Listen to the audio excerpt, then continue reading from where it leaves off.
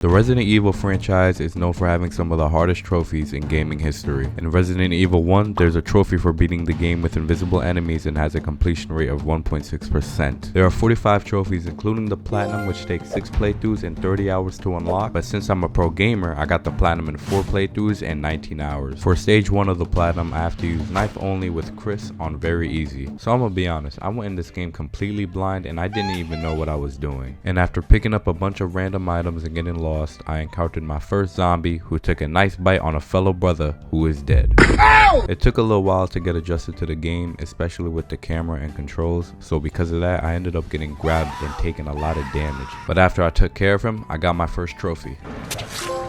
While I was walking around the mansion, I died to one of the most annoying enemies in the game, the dogs, but I got an achievement for it, so I guess it's a W.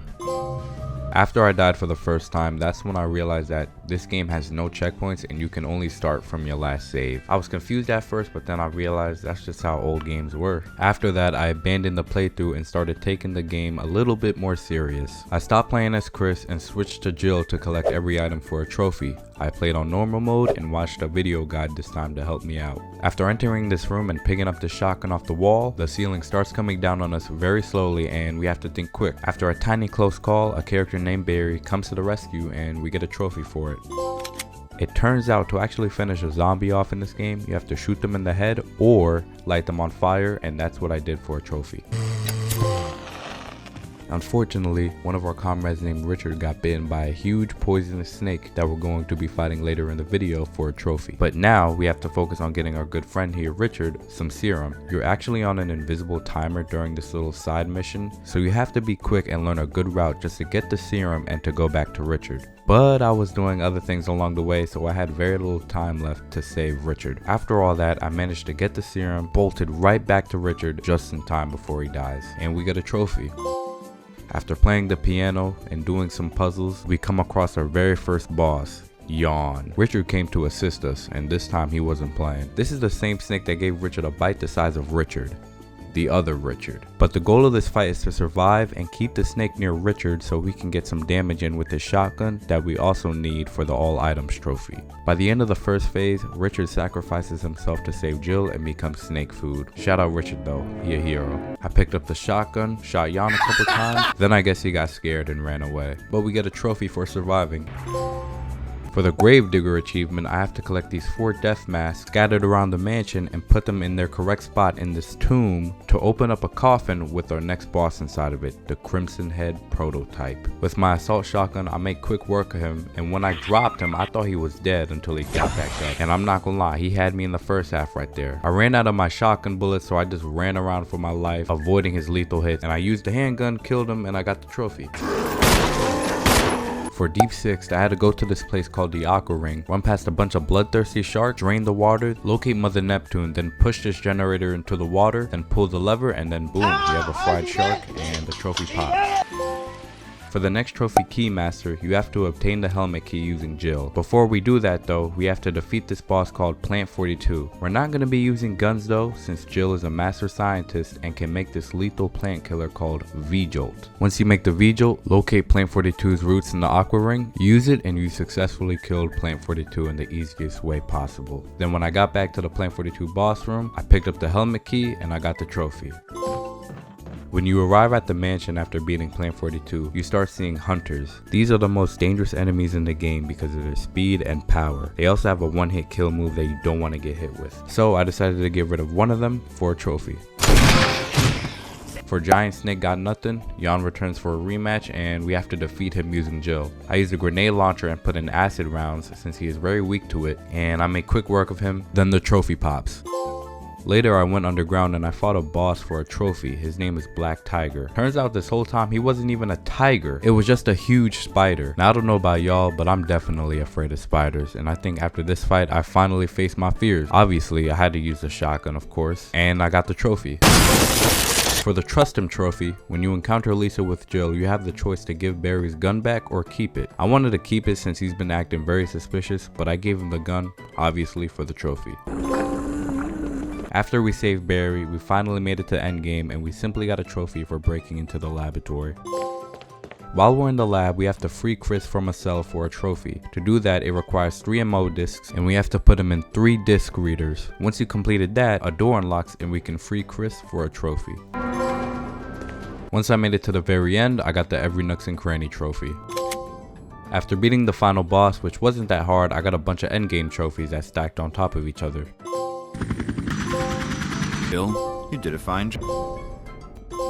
Now this is where it starts getting challenging. For the second stage of the platinum, I did a knife only speed run, no save, with Chris on very easy, and I have to beat the game in under 3 hours. You might think that's a little too extreme, but I always love to raise the stakes. To save a lot of time during the speed run, it's good to only collect what is required and kill important enemies, like Cerberus with Collar, Crimson Head Prototype, Plant 42, Yawn, and Tyrant. Remember, if I die to any of these enemies, that means I have to start all the way from the beginning. So it's technically a no death run speed run. Here's how it went. I'll start with Crimson Head Prototype. Even in very easy difficulty, you still have a high chance of dying to him, especially with a knife. Because of that, it's always good to bring 2 first aid sprays with you. Just one can give you full health. This boss has moves that are unpredictable, which led me to get hit a lot. But after his animations would stop, I was able to get a couple hits in. Running in circles is also good to avoid him as well. I also wanted to point out that you could still take a lot of hits from him, but you want to be very cautious and play smart. He is definitely annoying to get past, but with these tactics, it was very straightforward. And without a doubt, this next boss is the hardest boss in the game when you're going for the platinum. Meet Plant 42, one of the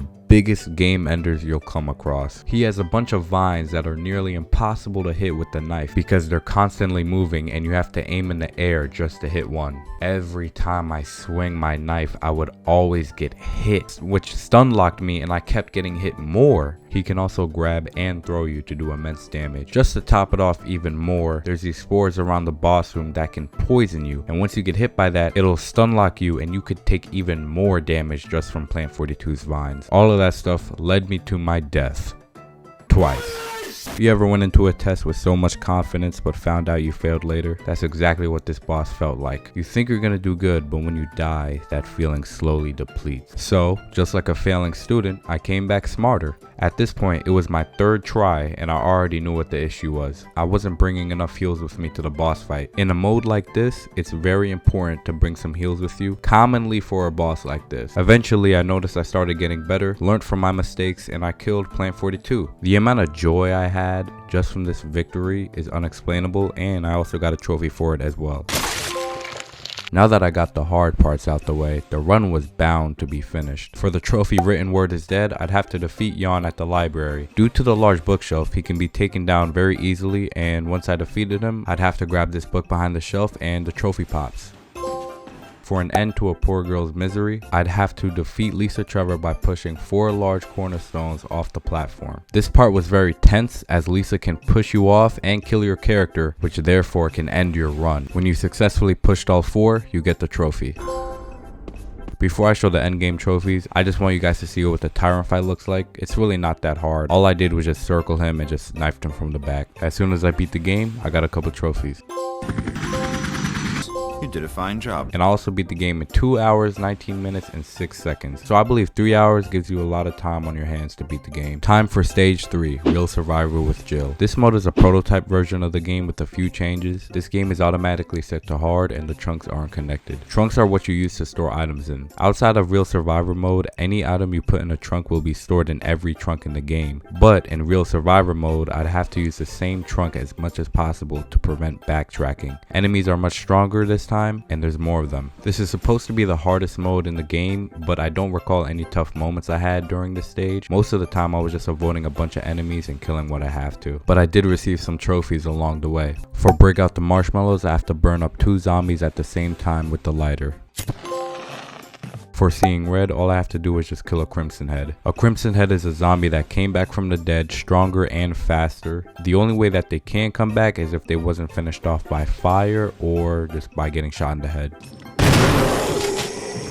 After I made it to the end of the game, I received 4 trophies. You did a fine job.